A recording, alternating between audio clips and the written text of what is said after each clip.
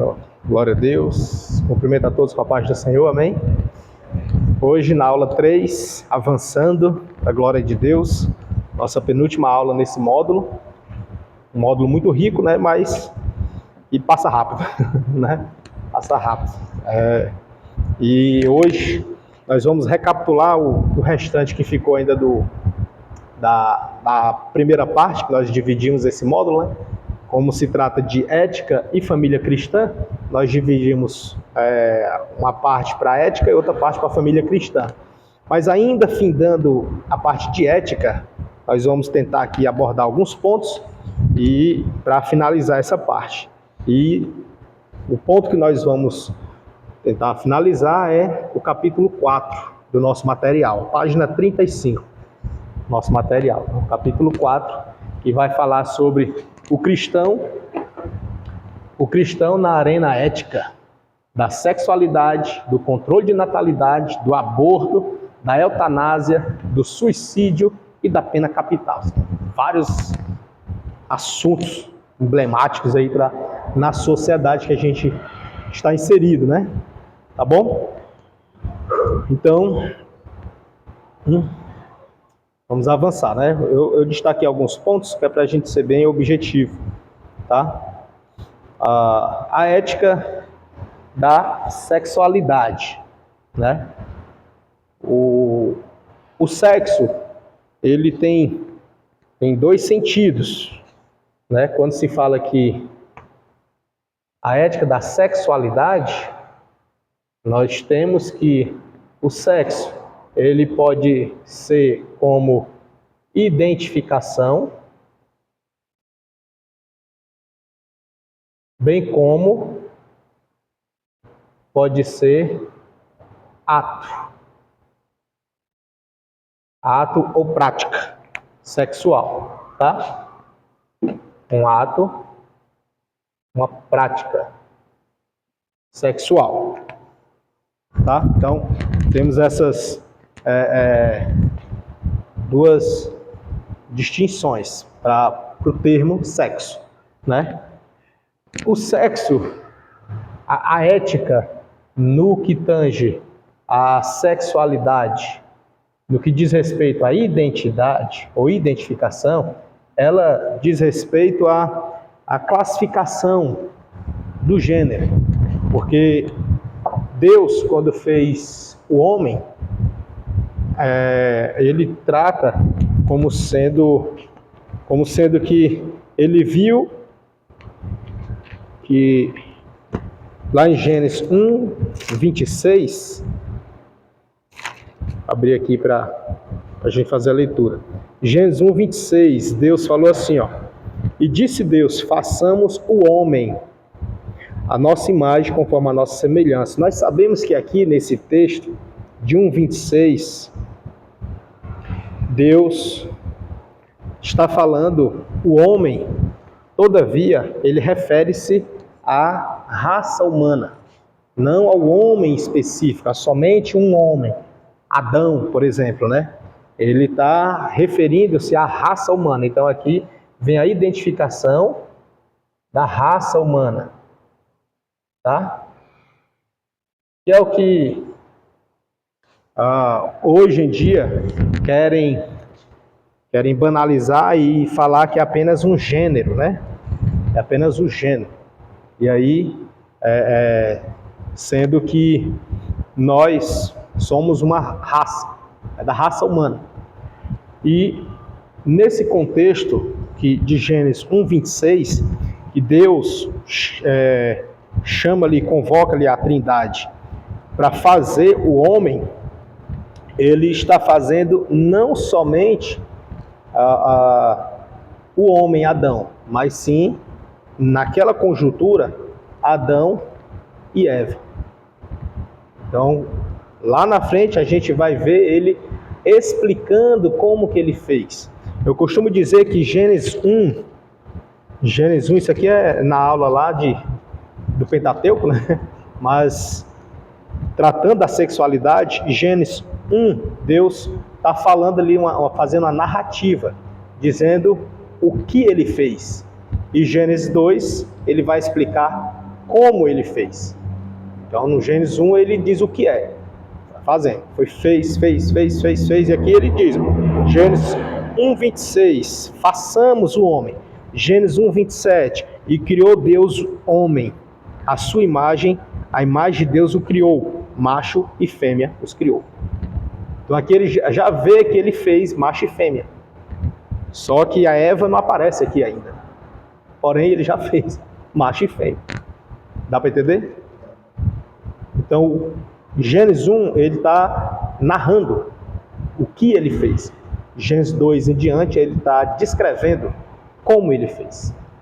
Tá? E aí, a gente percebe que, nesse contexto, Deus ele já fez. Ele diz, façamos o homem. Mas no 1:28, isso, 1:27, a gente já vê que ele fez macho e fêmea. Mas ele chamou de homem. Façamos o homem. E aí no 1:27 ele diz que fez macho e fêmea. Entende? Então aqui o termo sexo está referenciando a raça humana.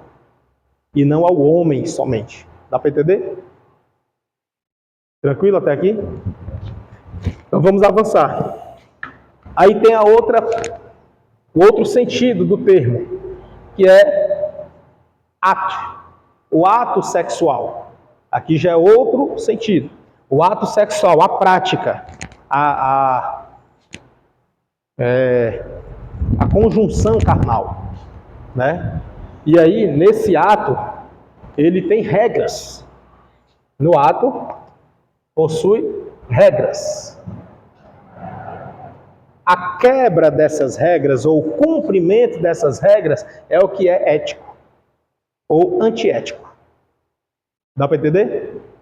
A quebra ou o cumprimento, ou um ou outro, é que pode ser ético ou antiético. Bem como estende-se para quê? Para a moral, né? Se é moral ou imoral. Certo? Tudo relacionado à ética. Então, a ética da sexualidade. Vamos avançar. A base bíblica para o sexo. Basicamente, aqui no nosso material, ele vai trazer como base bíblica 3 coisas. 3 situações, ou 3 definições. Vai dizer que, vai encontrar texto, vai dizer que o sexo é bom, base bíblica.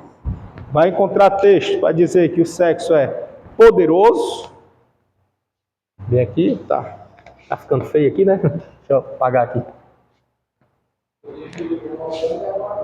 Hã? Isso. Exato, porque senão não... Então é poderoso. Vai dizer que o sexo precisa ser controlado. Esses 3. Que ele é bom, poderoso e que precisa ser controlado. Aí vem a questão da natureza do sexo. Na natureza, aí nós vamos destrinchar aqui. O sexo é intrinsecamente bom. Ele vai dizer aqui, ele é intrinsecamente bom. Ou seja, ele não é mau. Por que ele diz que é bom? Porque foi Deus que fez. Então, se Deus que fez, a presunção é o quê? É bom. Né? As Escrituras declaram que criou Deus, pois o homem à sua imagem, homem e mulher. Isto é o quê? Sexo. Está definindo ali, como a gente passou agora há pouco. E depois de acabar, viu Deus tudo quanto fizera, e eis que era muito bom. Tudo que ele fez da natureza, ele viu que era bom. Mas quando fez o homem, viu que era muito bom. Então, em algumas traduções vai dizer apenas que ele se alegrou, né? Dependendo da tradução. Aí, nesse contexto, vai dizer que o sexo é bom, pois Deus o fez. E, de alguma maneira, reflete a sua bondade. Quando ele vai retratar nesse sentido, que foi Deus que fez, de alguma maneira reflete a sua bondade, ele vai falar no contexto geral. contexto geral. Não é pelo ato, mas sim pela identificação. Lembra que nós fizemos agora há pouco? O sexo, no seu duplo sentido, o sexo como identidade, identificação, e o sexo como ato, prática. Quando ele fala no contexto de que é bom, no sentido de que Deus o fez e, portanto, é bom, ele está falando no sentido da identidade. Tá? Porque Deus não praticou sexo, o ato. Dá para entender? Ele não praticou. Ele criou. Tá? Então ele está falando no sentido da identificação. Identidade. Tá bom até aqui, não? Como gênero, né? Isso. O gênero ou raça humana, né? Da raça humana. E aqui nós estamos falando no contexto do humano, né? A gente não vê essa ordem de Deus falando para os animais. Aliás, a ordem que a gente vai ver agora há pouco, daqui a pouquinho. A gente não vê Deus dando ordem para animais, a gente vê dando ordem para o homem. Tá? Então vamos avançar. O sexo é essencialmente bom. Aí tem que apagar, né? Já não serve mais. O sexo é essencialmente bom. Tá dando pra ler? Tá não, tá. Tá meio turvo. Um pouquinho borrado, né?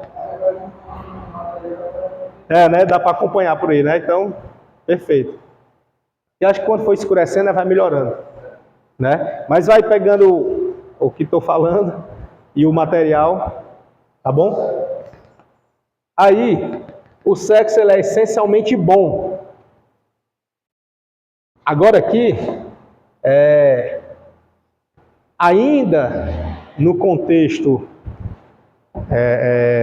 cristão, no que tange a identificação, vai dizer que o sexo é bom em si mesmo, tá? É bom em si mesmo, no que tange a identificação. E por isso, e por si mesmo, porque faz parte da criação de Deus. Diferentemente do contexto filosófico, do contexto não cristão. E aí já é outra história, já é o ato, a prática. Depois de cada dia da criação, Deus, repetidas vezes, ele disse, e viu Deus que isso era bom. Depois do dia final, está escrito, e eis que era muito bom. O sexo era uma parte integrante desta criação, ou seja, da criação que Deus fez. Portanto, a parte a qual ele exalta e diz que era muito bom. Quando ele finaliza. Tudo que Deus criou é bom. Também tudo que Deus criou, dentro do que ele criou também o matrimônio. Como assim o matrimônio? Quando ele fez homem e mulher, macho e fêmea, e fez com a finalidade. Qual a finalidade? Primeiro, para atender uma necessidade. Qual era a necessidade? É que ele disse, não é bom, e Deus disse que não era bom que o homem esteja só. Far-lhe uma disjuntora. Então, ele fez com aquele propósito, para que o homem,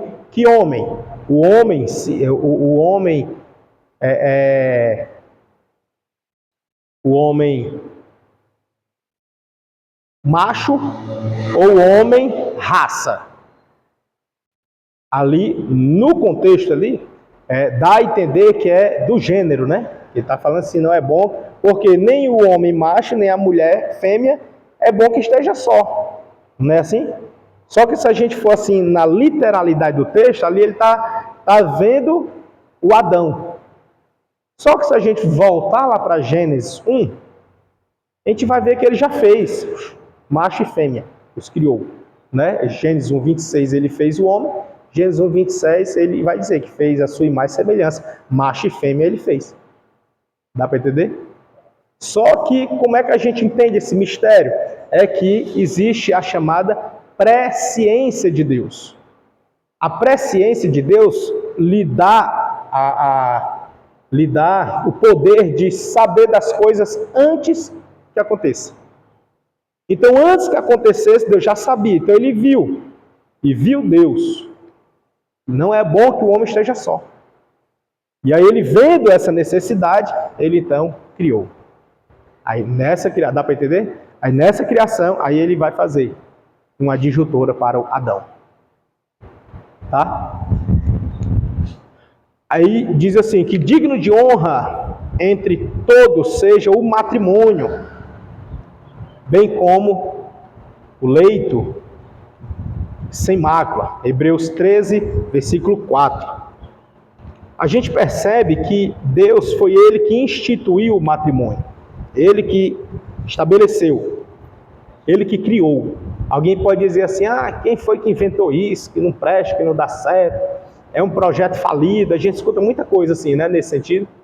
Só que, na verdade, se você for andar dentro do propósito pelo qual ele foi criado, você vai ver que não é. O que não dá certo é juntar esse propósito de Deus junto com o ego humano. Juntar o propósito de Deus junto com os desejos humanos. Aí é que não bate. Aí não casa. Mas se você se desprender do seu ego e abraçar a causa de Deus, aí dá. Você vai ver que anda bem. Vamos avançar. Paulo, ele escreveu em Efésios 5, 31, 32, dizendo que eis porque deixará o homem a seu pai e a sua mãe, e se unirá à sua mulher, e se tornarão os dois uma só carne. Grande é esse mistério, né? Ele fala, grande é esse mistério, mas qual mistério? Aí ele diz, me refiro a Cristo e a igreja. Olha só a relação que ele faz, né? Do matrimônio, o homem e a mulher, e Cristo e a igreja. Um relacionamento. Então, nisso, a gente percebe que é possível notar, nesse contexto, que o matrimônio, o casamento, essa união do homem com a mulher, tem um poder por trás. Tem uma simbologia por trás. Tem realmente, como Paulo disse, um mistério por trás de tudo isso.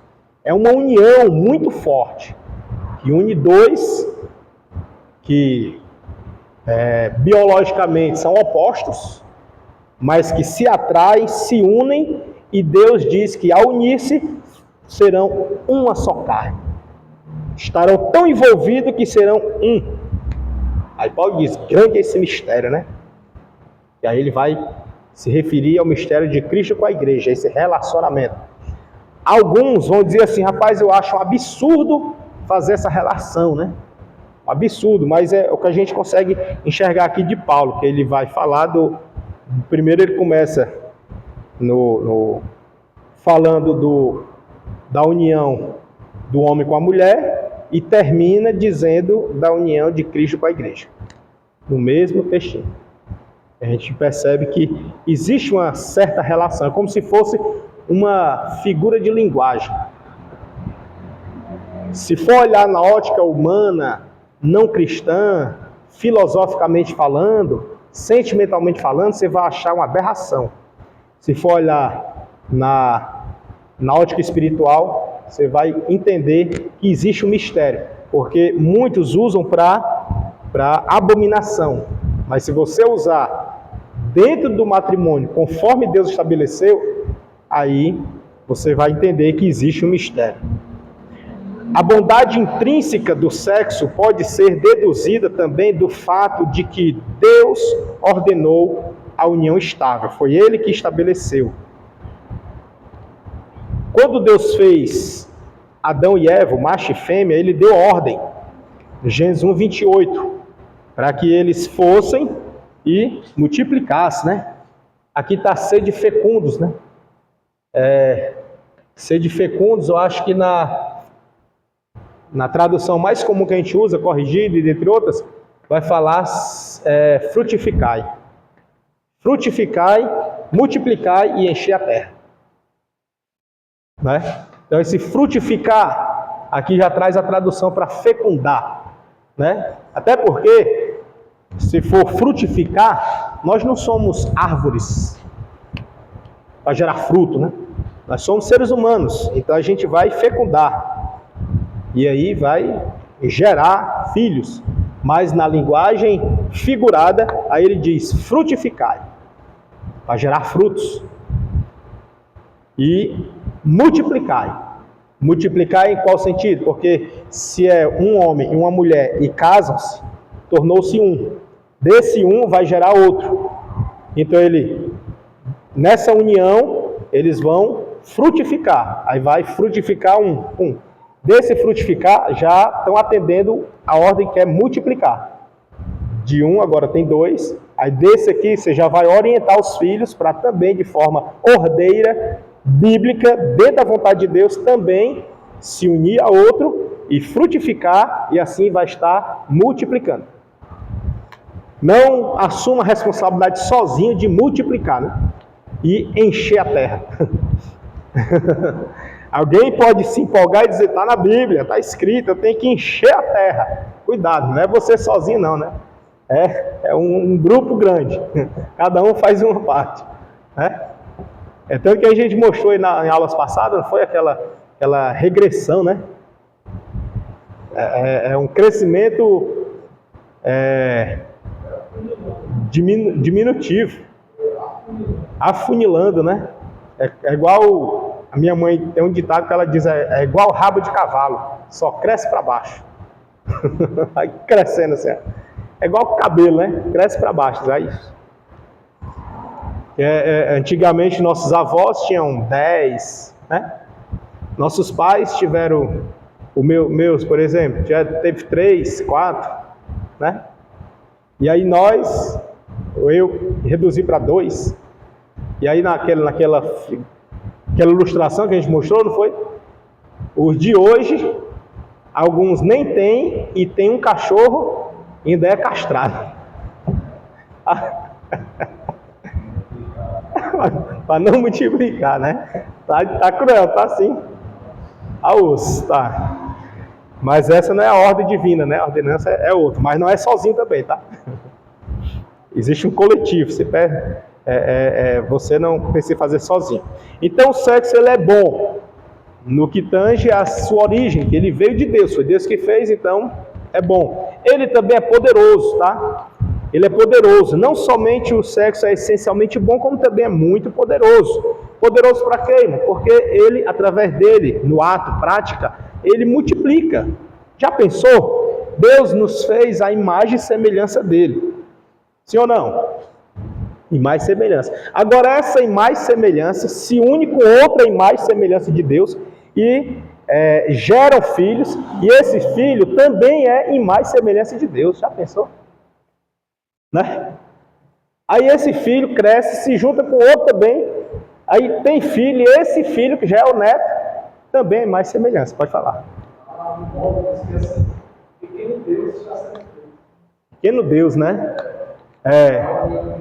De 2 e mais semelhança, mais um, como Deus. Deus faz sentido. Eu acho que tem até o texto bíblico que fala isso, né? Eu anotei, não sei onde foi que eu anotei. Acho que eu estava botando, era no WhatsApp, mas o celular está ali. Mas eu acho que Salmos, acho que é o Salmo de Asaf, acho que é 82, que vai falar isso também. Ver se eu acho aqui rapidinho, Salmos 82, eu acho que é o de Asaf.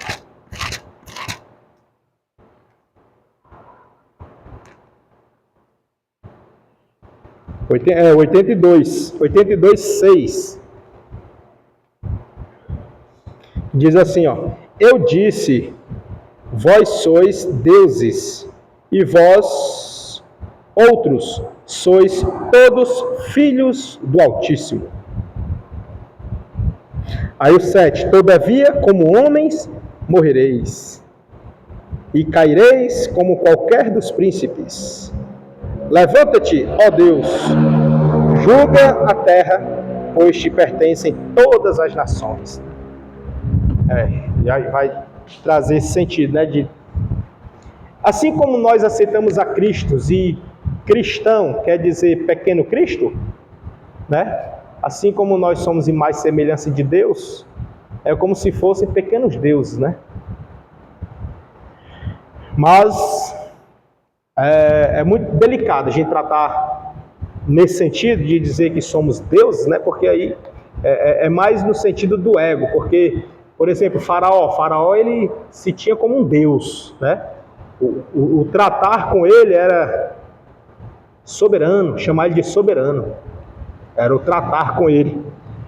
O rei, muitos dos reis, principalmente os reis pagãos, eram intitulados assim, como deuses. Eles achavam que eram eternos, e tinha que falar com eles, era: ó rei, vive eternamente. Era a forma de cumprimentar o rei. Então, assim, eles se sentiam dessa forma. Então, talvez seja o Asaf aqui está falando no sentido da pessoa engrandecer-se dentro dela, pelo fato dela ser imagem e semelhança de Deus, vai crescer dentro dela um certo engrandecimento. Então é delicado, é perigoso. Mas a gente, a curto modo, a gente pode entender como sendo pelo fato de ser imagem e semelhança